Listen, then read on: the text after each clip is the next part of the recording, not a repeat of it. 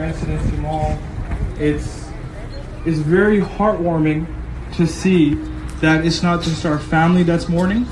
It's other individuals that are just like us. We're all the same, regardless of race, religion, economic status. We're all here as if one. We stand in solidarity, right? Because we're all upset, not just for the injustice that occurred with my uncle, but all the injustices that are occurring nearby, in our own cities, in our own province, in our own country.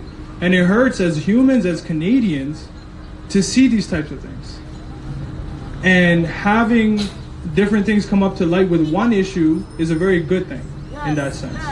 The injustice with my uncle has brought up injustices that occurred otherwhere, but it wasn't brought up because they felt like they had no voice. They felt helpless. So it's amazing that there's so many people coming out for issues that have occurred with them and speaking up, because we see our family understands the pain of other families that are going through something very similar. And most of the times when I speak, I try to go to the legal side and, push for this or that. But I stand here today saying I understand your pain. Whoever is here and feels that they've had an injustice occurred with them, I understand your pain. Yes. You might have more pain than me, but it's hard, and I know it's hard, but you have to keep fighting. Regardless of what it is, regardless of what your situation is, regardless of what the SIU has reported for you, it is an injustice, and you have to keep fighting again and again. It's been 30 days since my uncle was murdered in this building. 30 days. And we've just been given silence again and again. And regardless of how many rallies we do, regardless of how many protests we do, it's just been the same thing. It's been silence. Because they hide behind their legality, their laws, but you're supposed to design them in order to help the public, in order to make sure that the public feels justified. So I want to give the opportunity to my other cousins to speak up and voice their opinions as well. And you hear other sides. I don't like always being the one standing and speaking. I like to listen as well. So I'm going to give my opportunity to my cousin Mobeen here, who's also the niece of my uncle, and my cousin Kizzer, who's also the nephew of my uncle. And I'd like to just say thank you all. Thank you all for coming out, for standing up, and just giving us your support and your time at the end of the day. It's giving time to another individual is a very big thing, because time is very valuable. And we understand that. On behalf of the family, I'd like to say thank you to everyone here, and thank you to Malton People Movement to actually organizing this. And it's amazing to see how others are doing more than we are for the actual injustice that occurred with our family, and it's great. It's great to see humans come together. So thank you all.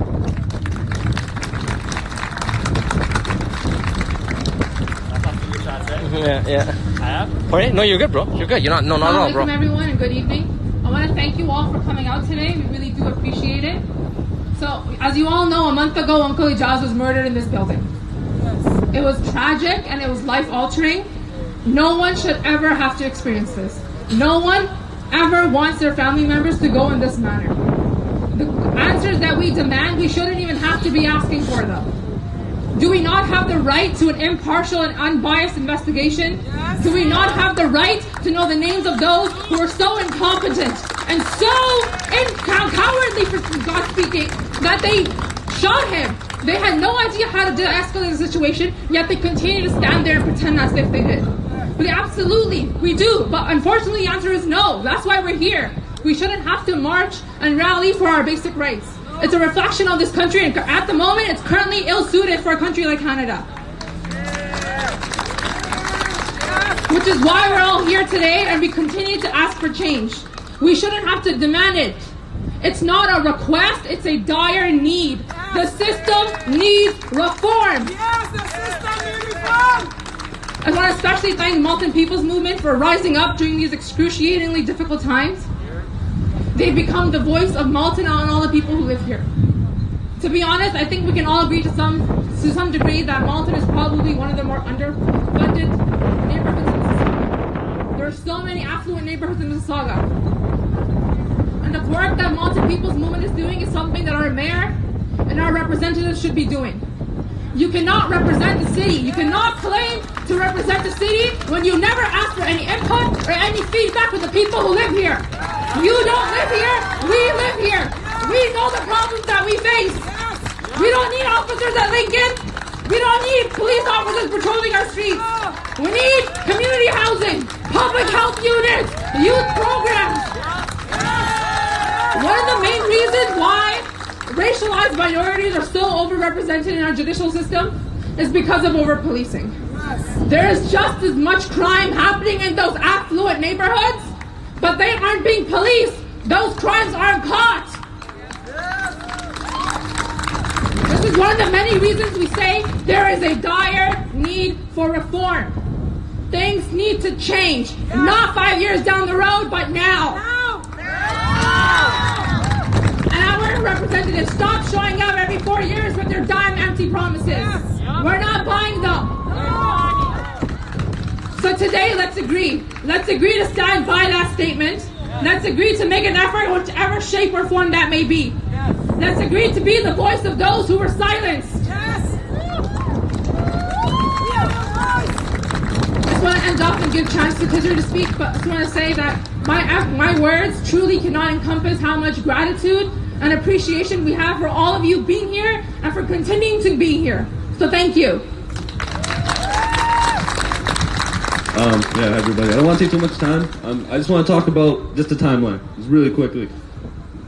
I was here that day. It took them, what they said in the report, 15 minutes he didn't communicate. And they went inside. 15 minutes. Just let that sink in for a second. It's been 30 days. 30 days, they're talking about reform. They're talking about what's wrong with the system. But we know what's wrong with the system. It's been wrong for hundreds of years. We've been talking about it. Now it's time to change.